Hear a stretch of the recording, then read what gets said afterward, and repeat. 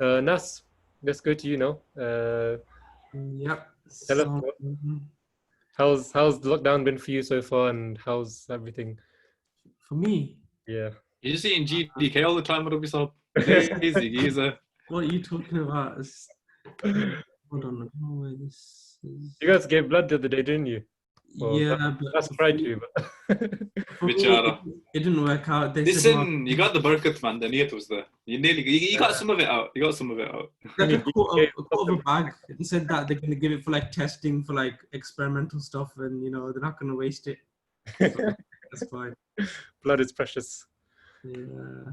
Yeah, that as well. You're serving humanity. It's such a big thing. So it's always good to be reminded of how important that is as well. I'm gonna say first of all, this is like it's fairly quick. I've missed out a lot of stuff because on this topic of Dajjal, it's quite a big topic, and what I've done, I've just wrote loads of stuff, but I'm just gonna paraphrase it all, and then I'd rather have like a little discussion of things that I've missed out or things that anyone wants to mention because I feel like that's a better way of everyone understanding what's going on. So as I mentioned, this week's statement is part 2 from last week's. So let's do the coming of the Dajjal. So here's a few hadiths. I'm not going to read them out because they're quite long, but it's a description on the Dajjal and how they've said that he's going to come in the latter days. So here they've said that the word Ghaffar is going to be written on his forehead. It's going to have a blind right eye. And this is to do, I think this is to do with a dream or something that the Prophet Muhammad had, where I think he was going around the Kaaba, and Jesus, son of Mary, was there, and behind him was someone basically resembling infidels or someone in the past like that, and he also was performing tawaf around the Kaaba, and he asked who he was, and he said he's the Masih Dajjal. And there's this other hadith here, which is talking about the transportation, saying that I'm sure everyone's heard this, and that he's going to appear on a white donkey. And the fact that this is something that I learned as well, that it actually says white. Like, I didn't know, everyone says donkey, but the fact that it's so clear, but I'll get onto that later. But yeah, and then saying the 2 ears will be 70 yards apart. And then this is another version of it as well underneath, which basically says the same thing. And also saying that the distance of one leg will take basically a day and night's journey, showing the size of it. So what does this mean? I'll read some of it out. The hadith relating to the word Ghafir, written between the eyes, is in reference to how everyone would recognize their falsehood and how obvious it would be. This is proven by the Prophet ﷺ saying to his companions, as they'll be able to read it, because they were not able to read. So how would the Prophet just say, oh, you'll be able to read it? So it shows that it's in a metaphorical sense. And then again, the description here says the Dajjal will be strongly built and will be a whitish reddish complexion, and his hair will be short and curly. This in reality is the general appearance of the European nations today, and even some of the women as well, they have short hair as well, so that's a sign. And then again also, so the blind right eye shows that basically it refers to the Western nations, how strong they will be, and in terms of the like materialistic and technology stuff and how advanced that would be. Like, for example, like how they're using technology to like genetically alter things that Allah has created, which is obviously against Islam. And even though technology can be used in a good way, but it's just basically twisting it and making it bad for everyone. So the word one-eyed is not to be taken literally. Allah says in the Holy Quran, whoever is blind in this world will be blind in the hereafter, chapter 17, verse 73. So again, this shows that it's to do with the spiritual sight and that it will all be worldly and not anything to do with Islam. So again, this shows that it's metaphorical and not like physical one eye, Again, this is a lot more explanation here as well. So again, the use of a donkey signifies transport, and to do with its size and the fact that its color being white, it can't be of like a real animal. And the fact that in the time of the Holy Prophet, some donkeys were used as transport. So that would be the best way to describe it now. And this and all the other these mentioned refers to modern day transport like airplanes and trains, which again proves that it's a Western societies among us. and not some mythological creature. And the Holy Prophet also made it clear that the Dajjal would be killed through arguments and proof rather than physical killing. In one hadith, he said, when he, the Dajjal, makes his appearance and I'm in your midst, I will overpower him by arguments. And if he makes his appearance and I am not in your midst, everyone should argue with him. So it shows again, it's not a physical battle with the sword, and it's just with words. Yeah, and below again is the same. Yes, basically the same thing. So the understanding of the Holy Quran. So can you not see that Islam is a religion of logic? Why is it that regarding the topic of the end times, people deem it acceptable to make fairy tale stories just to instill fear into others and make Allah break all the laws and rules of this world just to fulfill this hadith? I would like to remind everyone that the Holy Quran is made for all of time and all people. It is written in a way for all of us to understand and make use of its teachings. How can Allah convey a message to the Holy Prophet ﷺ mentioning future people and technologies that doesn't exist yet? It was in a way for them to make sense of it with the capacity of knowledge that they had in that time. So, like, for example, how would, God talk about cars or trains? Like, that wouldn't make sense earlier on. So, yeah, the Prophet ﷺ said, Dajjal is not the name of one man. According to the Arabic lexicon, Dajjal signifies a group of people who present themselves as trustworthy and pious, but are neither trustworthy nor pious. Rather, everything they say is full of dishonesty and deceit. Zaki's here. This characteristic is to be found in the class of Christians known as clergies. Another group is that the philosophers and the thinkers who are busy trying to assume control of machines, industries, and the defined scheme of things. They are the Dajjal and deceive God's creatures by their actions and false claims. Okay, there you go. Yeah. Yeah. So you can. Shall I carry on reading? Yeah, they are the Dajjal because they deceive God's creatures by action and tall claims as if they are partners in God's dominion. The clergy are arrogating to themselves the status of prophethood because they ignore the true heavenly gospel and spread a perverted and corrupted version as the supposed translation of the gospel. And Jazakallah, that's the final hadith that I want to say this for all the parts I'm going to do. I'm going to leave it with this hadith just to show the importance of how we should accept the Prophet Messiah. Jazakallah. I just want to say as well beforehand that there's a few things that I didn't mention. For example, even when I was having a discussion with my mom, she was saying, I asked her, I said, what do you think the Dajjal is? And she was giving me the description that I didn't mention here about smoke coming out of the nose and carrying people, of the donkey and carrying people in the belly and the fire, basically fuel and coal and all these modern transport things. And another thing that I didn't mention was that someone, I read it somewhere, so I can't exactly say it, but someone asked the Prophet ﷺ, how can we safeguard ourselves? And I think I discussed with you, Marusab, yesterday, that he said that we should use specific parts of Surah Ghaf to basically protect us. And if you actually read into that, it's to do with all the bad deeds and all the things that people do wrong. And that shows that's what the Dajjal is and not a creature, basically. So yeah, Jazakallah. Anything else anyone else want to add on, please?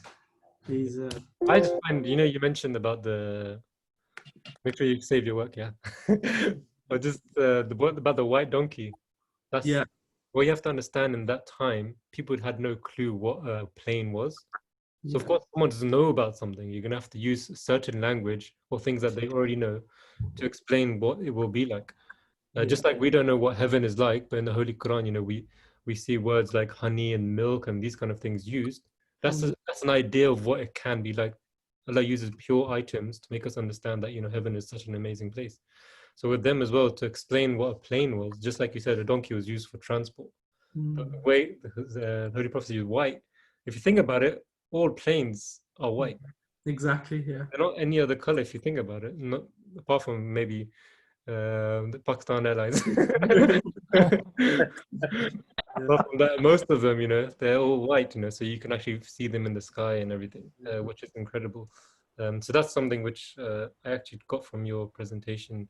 But it's also would be nice to see what Sunnis say and other Muslims say, what they think Dajjal is. I don't know. Have you guys ever come across that in school and with your friends or anything? I have personally, obviously, I've had little discussions about it, and exactly the way that it's mentioned in the hadith, that's exactly what I think it is. And they say that, you know what, if you're gonna, they used to accuse me of twisting words, and I said, if you're just gonna read blindly, you're just gonna have a storybook in front of you rather than real life examples. But obviously, you can't argue with people who are closed-minded and won't accept the truth. They'll just be stuck on their own sort of teachings, what they've learned. Faraz, but what's your concept? What's your idea of this Dajjal talk? My concept, the same What's the concept he has given us. Yeah, he's right. The things which Nasir mentioned, it's all in Khalifa Rabi' Majlis Irfan.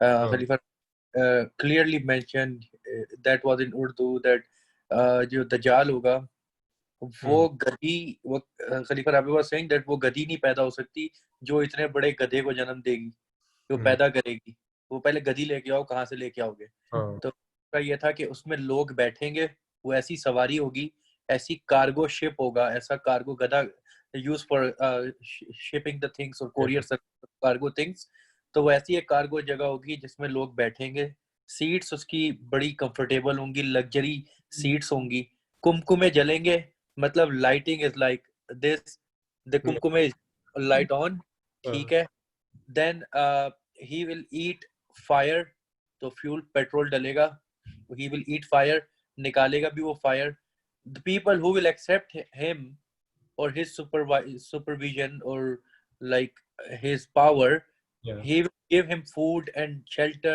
and everything the people who will oppose him they will send fire they will throw nuclear power and they will throw nuclear bombs and all these grenades and rocket launcher everything in Afghanistan and everywhere we are seeing these things because we are opposing the superpower.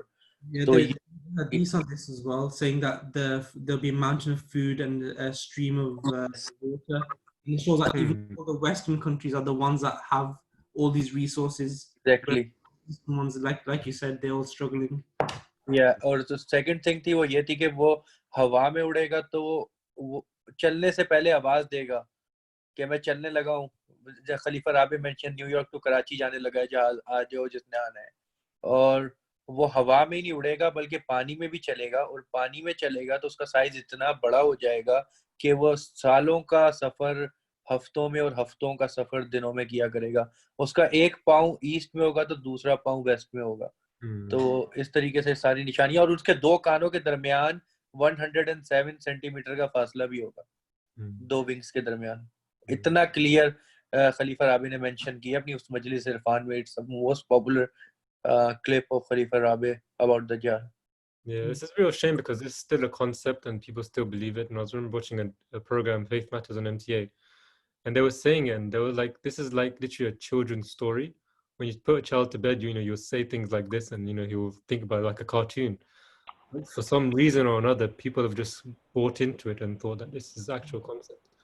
And I was just literally typed it on Google Translate. I just typed in Dajjal, which is what the word Dajjal comes from, and literally comes up meaning fake or to make delusional.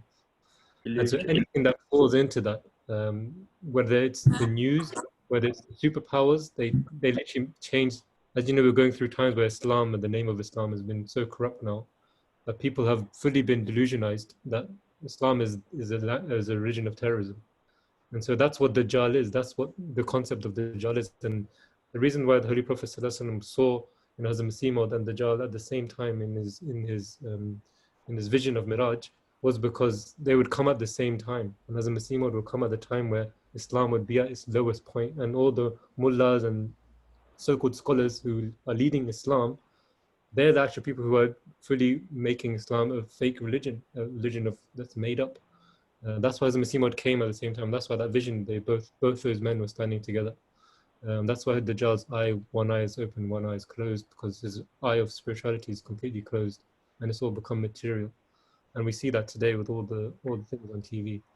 That's why this topic is so important. And many people, once they've understood the true concept of Islam, my father-in-law, for example, he was told by the Murabbis the true concept of Dajjal, and that's what made him realize that Ahmadiyyat is a true religion.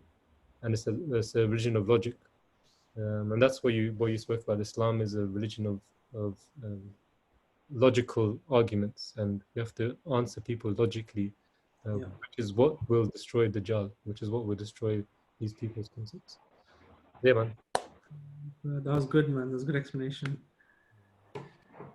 No, you can't fit all these things in your presentation. Yeah, of course. But yeah. that's why I think we should concentrate now more on actually opening up and discussing whatever we do, because then you can always learn new ideas with each other. Yeah, I was gonna do the Dajjal. I told you I was gonna do the Dajjal and Gog Magog together, but then you was like, no, do them separately. Now I realize why you said do it separately. Yeah. One more thing about this Surah Kahf. It is in 15th para. The first ruku and the last ruku on Friday. That's the most suitable time on Friday after Fajr.